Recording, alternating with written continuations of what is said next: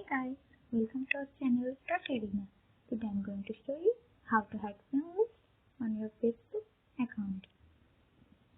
If you are new to our channel, please consider subscription and press the bell icon to get all notifications for update.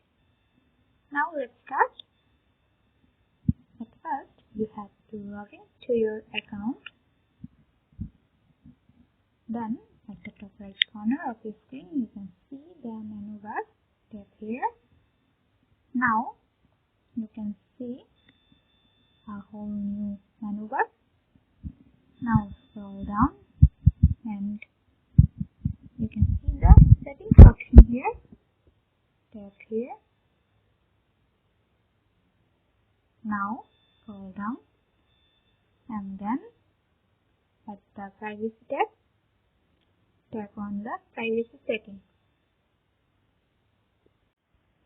And now scroll down and you can see your friend list option.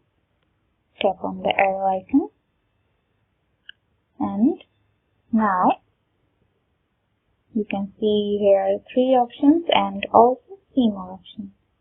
Tap here and choose only me.